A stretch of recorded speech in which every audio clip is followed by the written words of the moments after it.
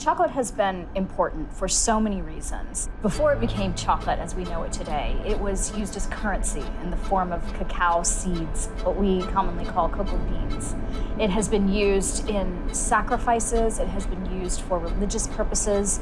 Cacao, cocoa, and chocolate are substances with which we have celebrated, through which we have mourned. It has really been an economic engine.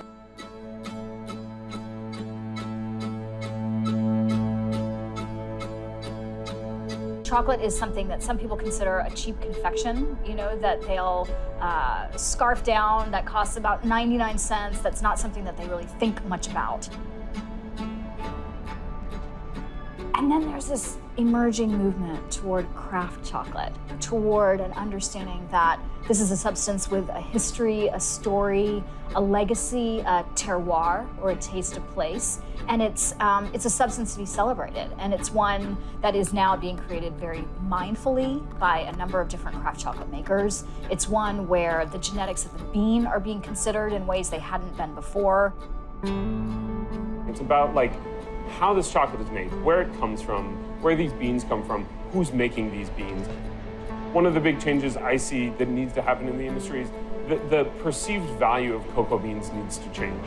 So the great thing about the craft chocolate industry is it's just getting started. We're really at the sort of the infancy stage. I think we're a very small percentage of the market. And so one of the things is it's not just about trying to make more chocolate, it's about perceptions, and it's about really changing perceptions. The way you make that happen is you bring it into existence by leading by example. And that's the thing that I love about Rocca, the thing I love about Parliament, it's the thing I love about French Broad, it's the thing I love about Videri, Dick Taylor, Chocolatl. I mean, all of these guys are leading by example because they're making a great product, but they're also really open and talking to a lot of people out there. I actually think craft chocolate really can change the world in a very fundamental way by bringing money to people who need money. There's only so much we can do with our heads down in our businesses. We're all small business people, which is incredibly difficult to try to divert our finite energy into the groundwork that needs to be laid. There's a very in-depth process to how chocolate's made, and each one of us has our own refined purpose and process on how we do that. I don't want to go down there. I don't want to take advantage of anybody. I want to be able to pay the farmers exactly what they deserve. Business can be done in a way in which it benefits everyone. I'm going to go find cacao, and I'm not going to do it because of the promise of economic reward. I'm going to do it because somebody has to do it. We've put, everything into this business, and so we want to make sure that every piece of it is something that we understand and know about and have some connection to. And so much of the flavor gets set by what the farmers do on the farm, and it just seems like it makes a lot of sense to be able to go down to these origins, get to know some of the farmers that we're working with, get to know the people behind the product that we're purchasing. I think there's a lot more than just something that you put in your mouth and you taste. I mean, there's so many lives behind that chocolate bar.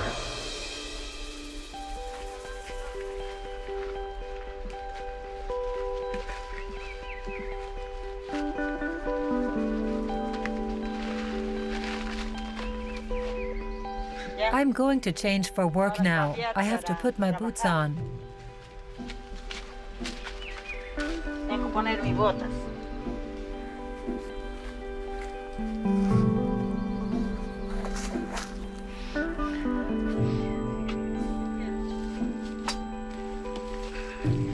Yo no voy a llegar nomás.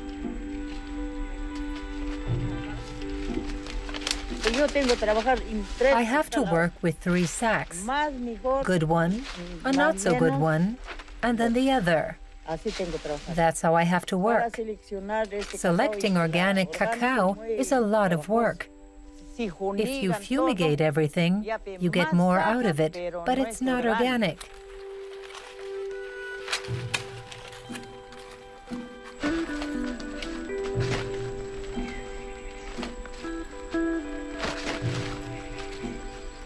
We want the yellow ones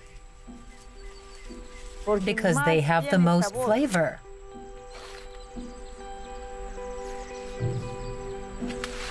Ah, the monkey.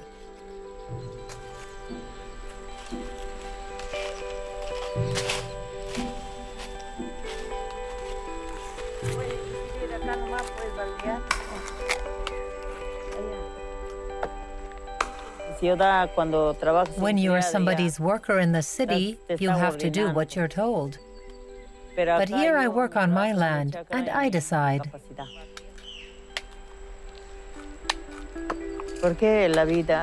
Why does life give me this land? And if I continue to treat her badly, what will I eat? And this happens in cacao as well, in the conventional farms, the ones that aren't organic. They use a lot of pesticides. They no longer respect the earth. They don't sense how they will hurt it. There are a lot of organisms in this dirt that are working the land. I don't see them, but that's what people say. Microbes work the land well, and we kill them when we use pesticides, because the land gives life to all of us.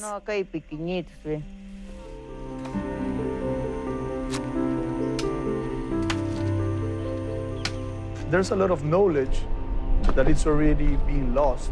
We are not aware of what is going on in the Amazon. We are not aware why these forests are important.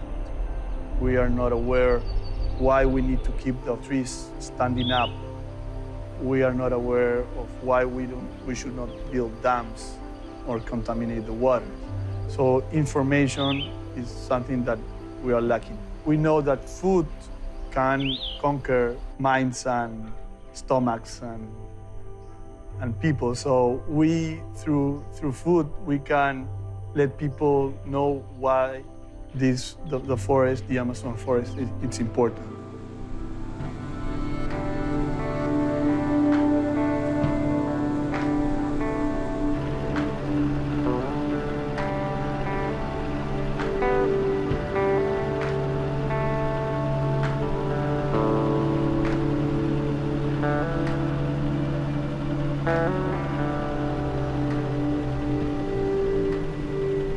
Yeah, this is the first time that I'm going to this town, so we're going to meet a group of people that have been part of a program where they've been giving cacao trees over the last few years. So they're just starting really with growing cacao. Buenos dias. We're in the center of origin for cacao, and what we want to do is see if we can't find some of the local varieties of cacao, each of which are going to have a different flavor profile, and see if we can't find some that have potential to be used to make great chocolate.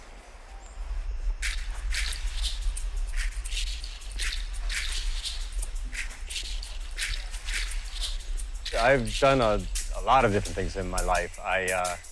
I went to grad school out in Los Angeles, and when I finished, thought I was going to move to New York at that point, but I ended up taking what was going to be a summer vacation to Mexico and turned into 2 years of kicking around Central and South America. I totally fell in love with it, with the people and with the nature.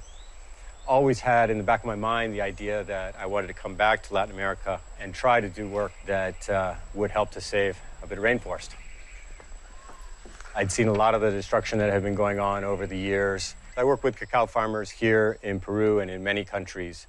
And the farmers who are able to keep their cacao and get a better price for their cacao are going to be able to have a more biodiverse agroforestry system on their land.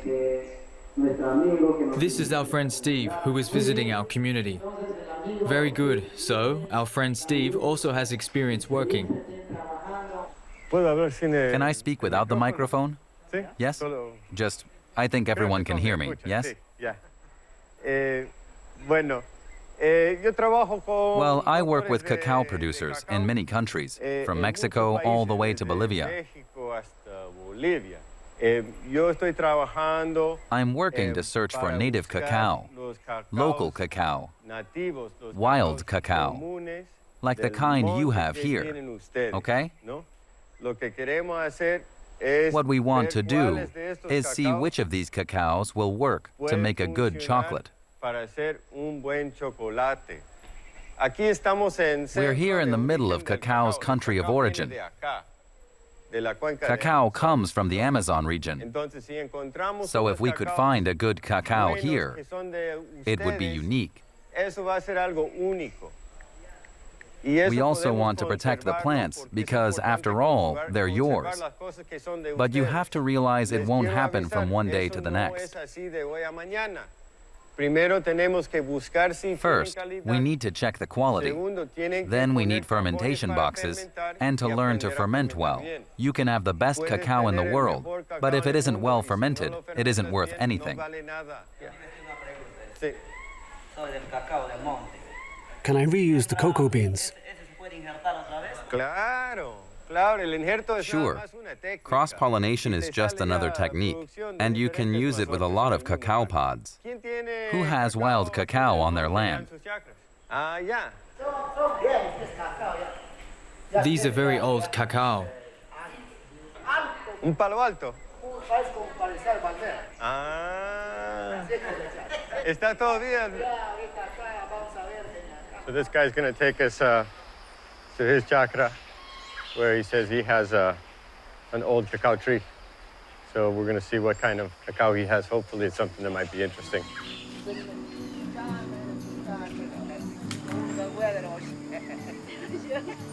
When did you plant this?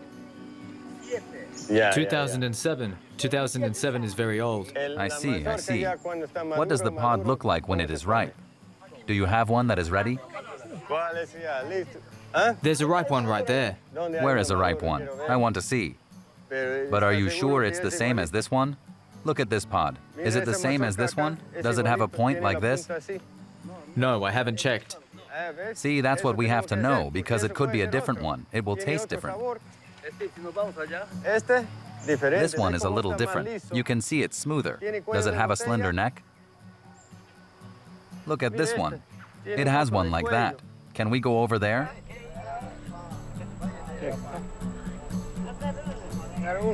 Well, just take one, not all of it. We're going to look at the color of the seeds, too. We'll have to look closely at all of these. We need to take about 20 to 25 beans of each kind.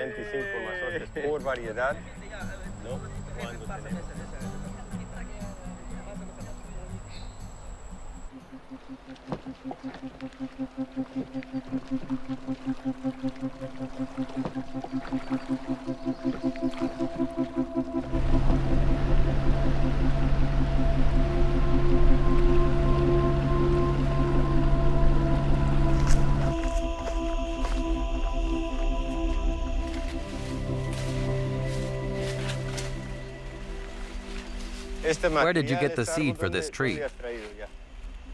This is from the wild. They are native to here.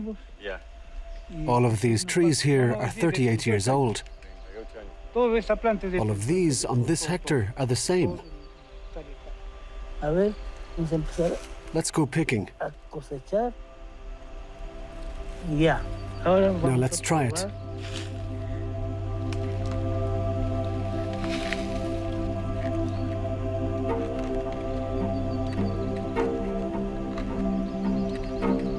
There's always farmers that are pushing to figure out how they can produce better quality, but they're usually the exception. We have farmers here who have great cacao.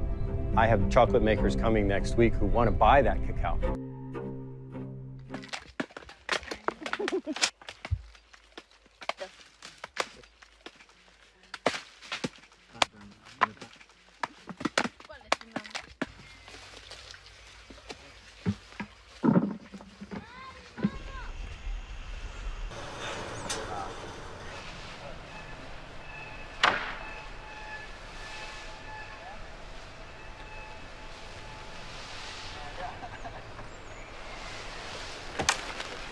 My name is Esperanza Dionisio Castillo, and I'm the manager of the Agrarian Coffee Cooperative in Pangoa.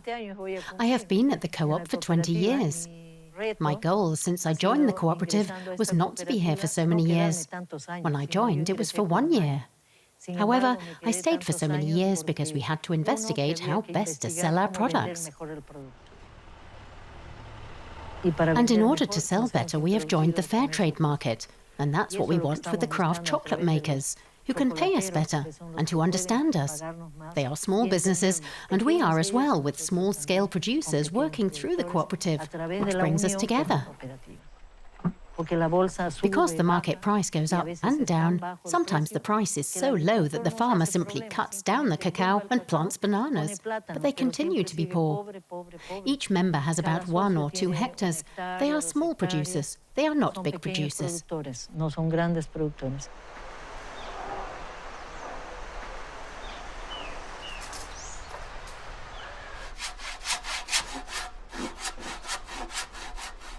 Well, we're here at the Cooperativa CAC Pangoa in San Martin de Pangoa. I've been coming here for the last 3 years, working with the cooperative when I make my visits to Peru to help them to improve their quality. If we can get the installations improved, then our odds are going to go up tremendously. But no matter what material they have in the field, how good their cacao might be, if we're not doing a good post-harvest process, if they're not doing good fermentation and a slow drying of the cacao, that flavor's not going to really come out for the chocolate makers, and it's not going to be acceptable for us to be able to export. Did you know that cacao beans are fermented? They have to be fermented, otherwise they can't be eaten. This is the humble yet mighty cacao pod. The white stuff inside is a sweet fruit. But it's not the fruit, but the seeds that we're after for chocolate. However, the sugars from the fruit are still essential in the fermentation process. We found out that each chocolate maker has their own unique methods for this processing. Sugar and other flavors are often added here before pouring it into molds. Now your chocolate is ready to eat. Have you ever noticed why all commercial chocolate tastes kind of the same? The big industrial guys will normally just burn it until it doesn't matter where it came from, and the quality of the bean isn't important anymore. And now you know how much time and care it takes to make craft chocolate. So go forth and enjoy good chocolate.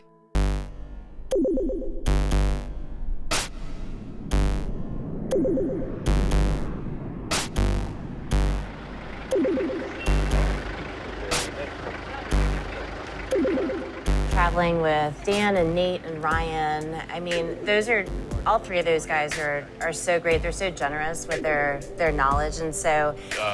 we can't buy a container load of cacao on our own. We're just not big enough to do that. And so working together really is the only way that any of us can buy a container load on our own.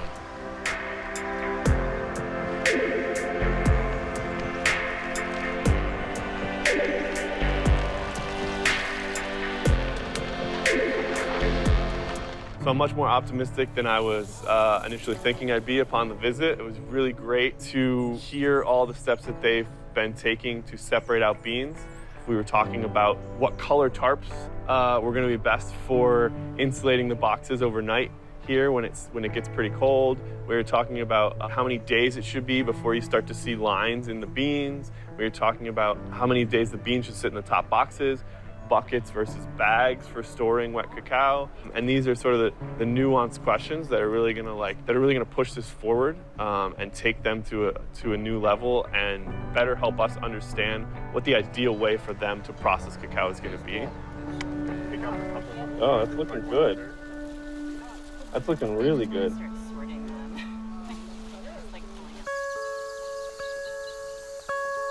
Cacao is a fruit. And like a lot of fruits, it comes in a lot of different varieties. Scientists and cacao folk argue about this all the time, but there are roughly 11 different varieties of cacao. Most of the research up until now has been focused on finding and cloning cacao that is big and disease-resistant. Industrial chocolate makers want this: more yield, but less focus on flavor. But craft chocolate makers are trying to push back on this, to keep wild varieties with their interesting flavor profiles alive and supported.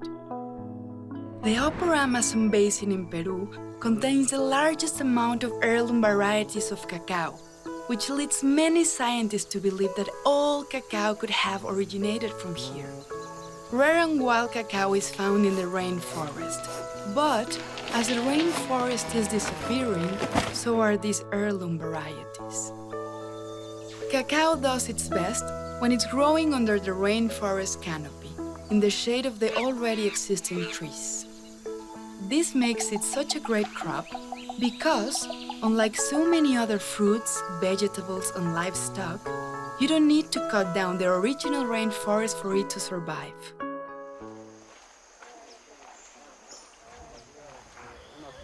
Yeah. The chocolate makers are asking about the history of this tree, where this material came from, who grew it, how it happened, where the seed came from. That seed was brought from the wild, and that seed was planted here. It's hard to say who planted it. We don't really know. It could have been... We don't really know. They want to know who planted it and when. This one here is about 10 years. Anytime I arrive on a sourcing trip, especially in Peru, there's always this incredible energy going into the trip, especially when I get together with the other chocolate makers, Matt and Elaine, Ryan, Dan. So just not one white dude in a straw hat coming down and telling people, like, this is how you need to do X, and this is how you need to do Y, and I'm gonna make you the best chocolate growers in the world. I think as a craft chocolate industry, we have a lot of work to do to build infrastructure to support the farmers here. So it's not just one group or one person, but that they're, we are the sort of face of potentially an enormous market for them.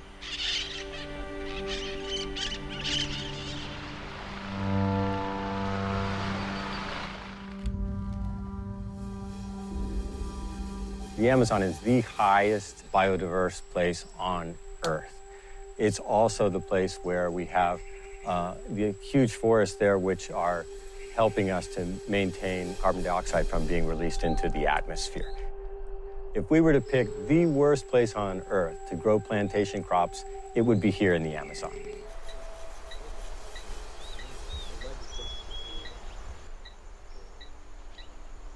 All of the areas around here used to be the forest. Today, they are huge plains without trees, and the trees have been lost. Pineapple. Pineapple is deforesting all of Pangoa. Wherever trees can be cut down, they continue to do it because there is a good price, and people keep demanding more pineapple. They're saying pineapple has a lot of health benefits now. So the pineapple fields are spreading to more areas here, but it is causing deforestation. It is causing an ecological imbalance here in Pangoa.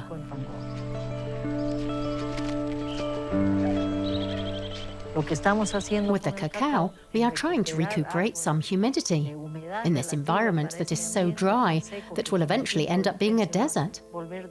But by growing cacao, we are trying to avoid this, because cacao is from the forest.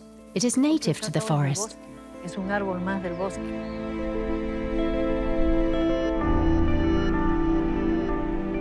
There are at least 300,000 deforested hectares that don't have any economic value anymore.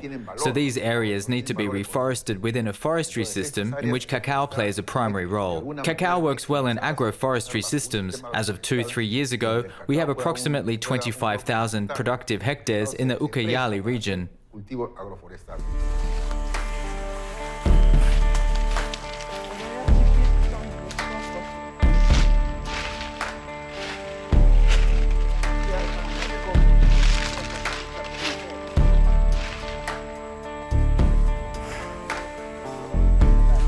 It's flowering nicely. Oh, got a lot of flowers. Yeah. We don't know. So we don't want to knock them down. It could be that this one is the best. It could be. This one isn't ripe yet. We don't think this one is ready. We want bright yellow.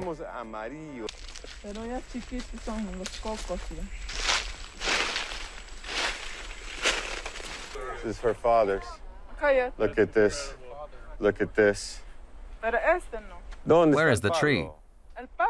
The tree is over there, on the hill. How beautiful. This is the native cacao here. This isn't brought in. That's right. These are the seeds. I've been asking my dad to bring some more. A lot of these communities, they used to live much more nomadic. They were, coming from different areas, and they've kind of settled in this region, a lot of them just in the last 20 years or so. Estos queremos ya ver más. Dump it out here, it's fine. Gracias.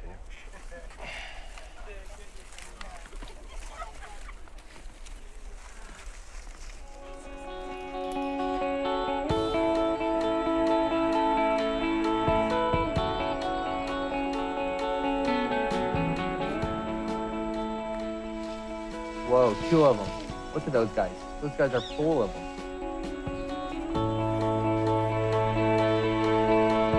We found some pots. It's a lot.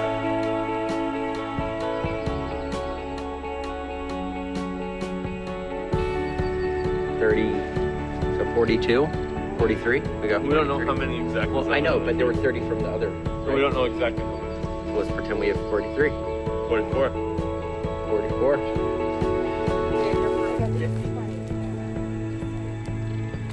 We need to get 25 so that we can fill a sack. That's first priority.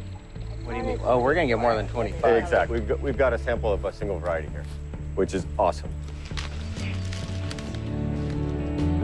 We got another 20 of them over here.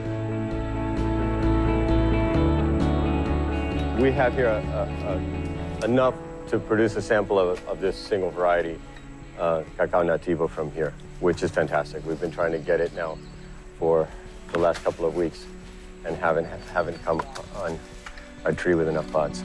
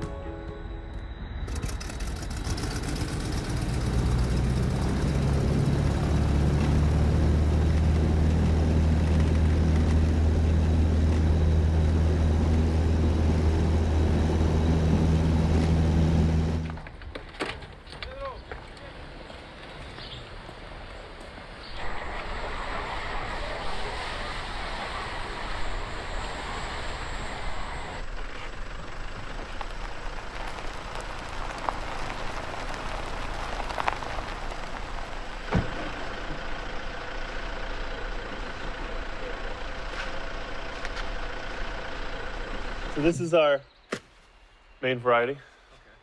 And then this one, I don't know what we're going to get out of that. It's not a very big harvest.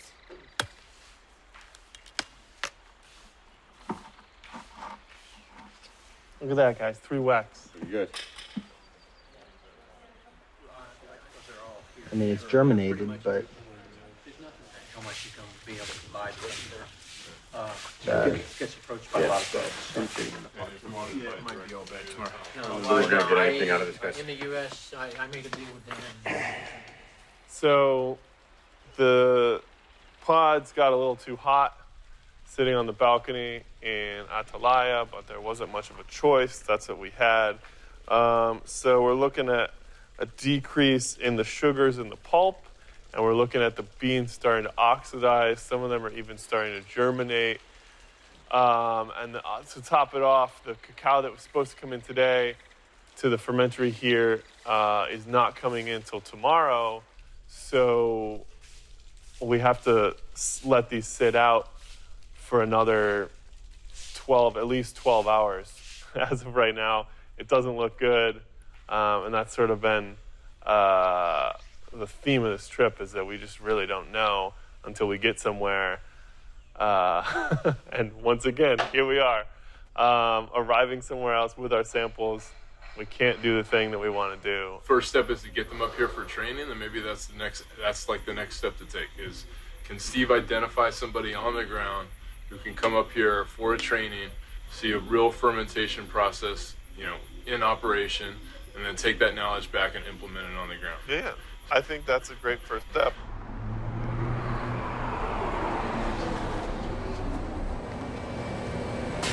Hey, Ryan, what's going on, man?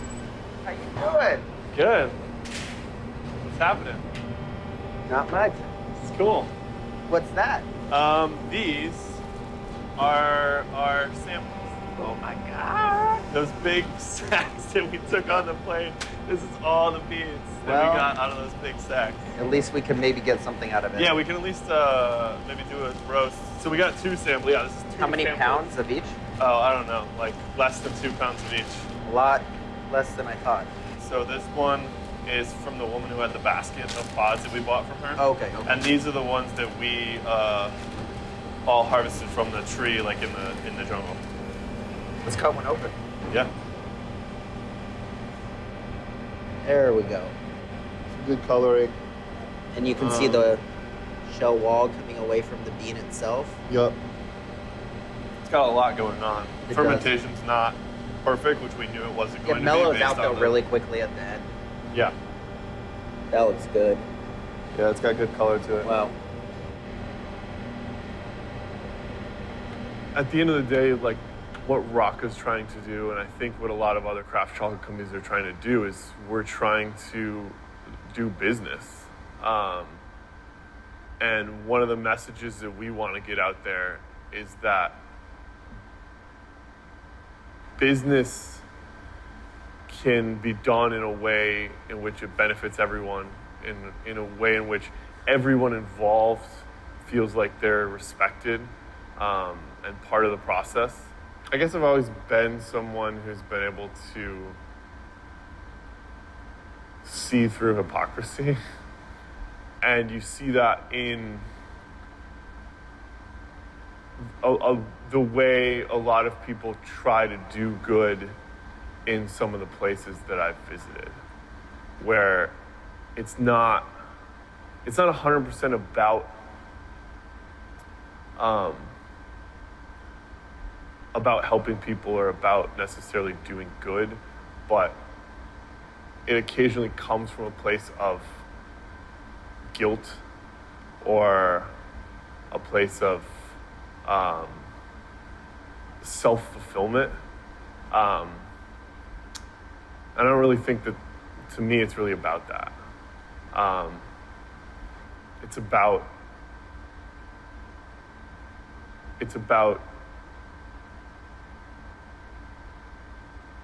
exposing like the system that that people have bought into, and that people have sort of turned a blind eye to in the attempt to be able to justify the way in which they live.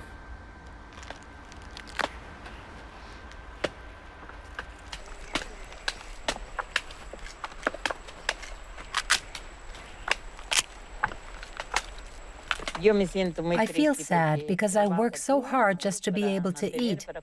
But there are times that I feel happy because I know how to work.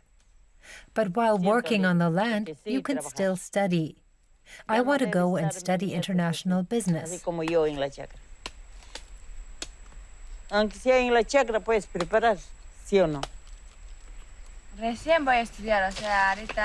what I would like to do. And when I'm done with that, I would like to come back here to be an agronomist.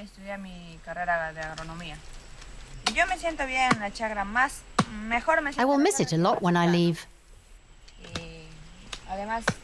I will only come back 1 or 2 days at a time. I will be very sad to go. That's why I want to be an agronomist. Volveré un día, 2 días nomás, estaré aquí, de allá, ir y vuelta nomás. No voy a parar mucho. Y por eso es la razón que a mí me nace ser agronomía.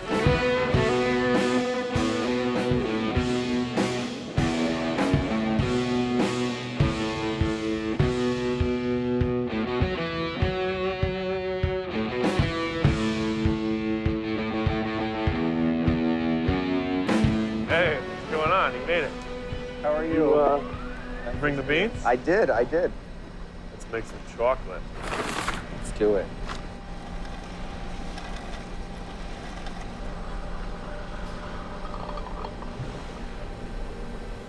We're really excited that we were able to pull some of these beans out of there because the trip prior, we weren't actually able to pull any of these pods or beans out of there. So, and hopefully they make amazing chocolate and we can let the farmers know that, hey, in the back of your yard, you have these trees that can produce some of the best chocolate that we've ever made. And we're crossing our fingers and hoping that it actually does make amazing chocolate. These are from some trees that are over 100 years old where no one in the community remembers where they came from. Cocoa trees typically only fruit for about 20 years. So the fact that these are fruiting 80, 90, 100 years old means that they're likely pretty productive. So we're going to taste two different types, and then we're going to take some notes, and we're going to talk a little bit about what you taste and whether or not you think this is potential for Rocca down the line.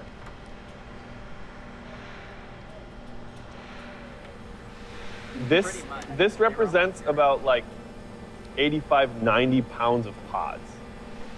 You can tell that we preserved a lot of the flavors. We didn't want to over roast it, so you can't taste the subtlety of both these beans because I think both of them are very subtle. They're so similar and they have really similar tasting notes, but this is the deeper, richer. Yeah, for sure. I could eat this every day, but this is more interesting to me.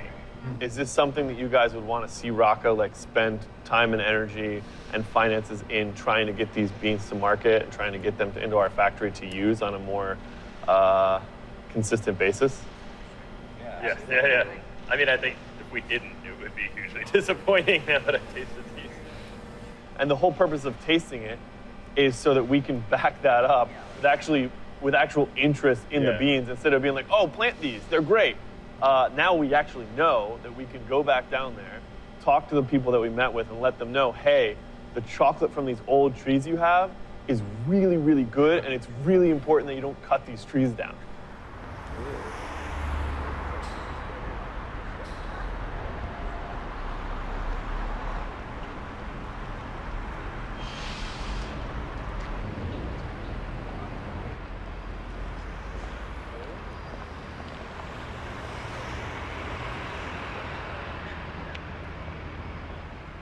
So we're in San Francisco at the Good Food Awards. Our Pangoa 70% bar is a finalist, and the award ceremony is going to start here in a little bit, and we'll find out if it was actually a winner.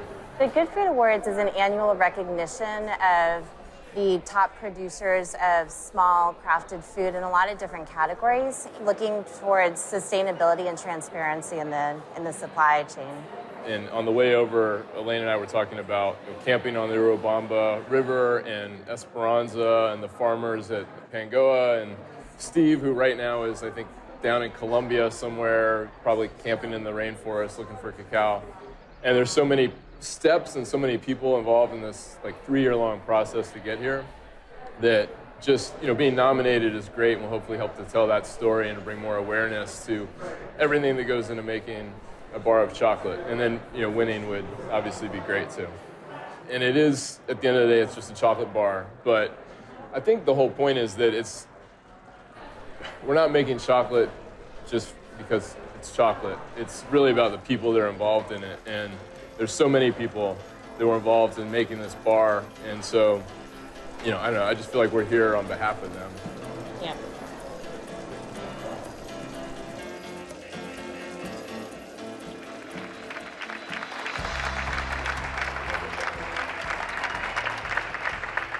From Georgia for their San Martin de Pangoa, Peru 70%, Chocolate small batch chocolate.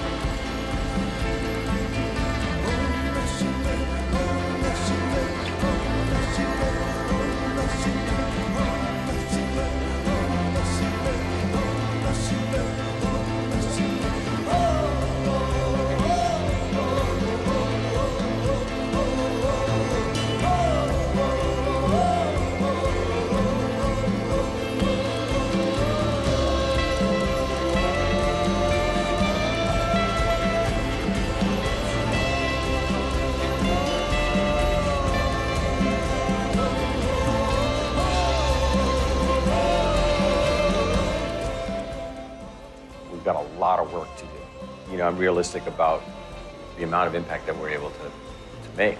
And I'm, you know, fearful for the destruction that's going on in these areas. I'm worried that we're not able to do enough. So we have to, I think, really celebrate the successes that we have, but not lose sight of the fact that there's an urgent need for us to do more.